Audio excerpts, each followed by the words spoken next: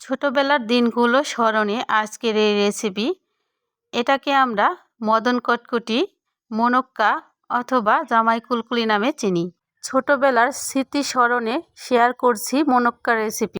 চলুন তাহলে রেসিপিটি শুরু করা যাক। প্রথমে একটা মিক্সিং বোল নিয়ে নিলাম। বোলের মধ্যে নিয়ে নেব 120 গ্রাম ময়দা। এখানে ময়দার পরিবর্তে আটা ব্যবহার করা যাবে, তবে ময়দা ব্যবহার করলেই ভালো হয়। দিয়ে দিলাম 2 টেবিল চামচ গুঁড়ো চিনি, হাফ চা চামচ লবণ ও হাফ চা চামচ কালো জিরে। সাথে দিয়ে দিতে হবে 4 টেবিল চামচ রান্নার তেল। আপনারা চাইলে ঘি ব্যবহার করতে পারেন। এখন সমস্ত উপকরণগুলো হাত দিয়ে ভালোভাবে ময়াম করে নিতে হবে। ময়দাটা পারফেক্টভাবে ময়াম করা হলে হাত দিয়ে চাপ দিলে দলা পেকে যাবে, আবার চাপ দিলে ভেঙে যাবে। এবার নর্মাল পানি দিয়ে একটা শক্ত ডো তৈরি করে নিতে হবে। নর্মাল রুটি যেভাবে তৈরি করি তার থেকেও একটু শক্ত হবে ডোটা। দেখুন আমি অল্প অল্প করে পানি দিয়ে তৈরি করে নিচ্ছি। একসাথে অনেকটা পানি দিয়ে দেওয়া যাবে না, তাহলে কিন্তু ময়দাটা নরম হয়ে যাবে।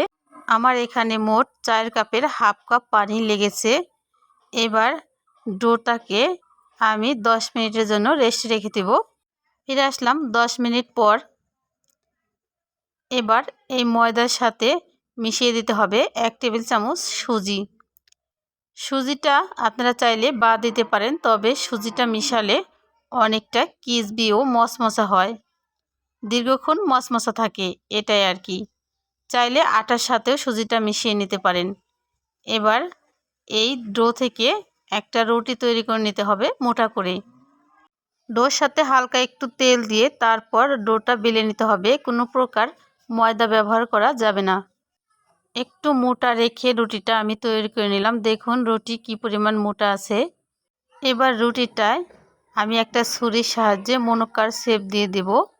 পারফেক্টভাবে মুনক্কার রেসিপিটা তৈরি করতে অবশ্যই পুরো ভিডিওটা স্কিপ না করে দেখবেন, সাথে টিপসগুলো খেয়াল রাখবেন। প্রথমে ছুরি দিয়ে লম্বা দিকে কেটে নিলাম, তারপর আড়ের দিকে কেটে নিব। আপনারা চাইলে অন্য কোনো শেপও দিতে পারেন। ফিরে আসলাম সমস্ত কটকটিগুলো কেটে নিয়ে। এদিকে একটা ফ্রাই প্যানে তেল বসিয়ে দিয়েছি। তেলটা উষ্ণ গরম হয়ে আসছে। একটা চামচের সাহায্যে কটকটিগুলো আস্তে আস্তে ছেড়ে দিলাম। সবগুলো কটকটি একসাথে দিয়ে দিলাম। দিয়ে এবার অল্প আঁচে নেড়েচেড়ে ভেজে নিতে হবে। অবশ্যই অল্প আঁচে ভাজতে হবে, না হলে কিন্তু মুনক্কাগুলো মচমচা হবে না। অল টাইম মুনক্কাগুলো নাড়াচাড়া করতে হবে, যাতে করে সমস্ত মুনক্কাগুলো একই রকম কালার হয়।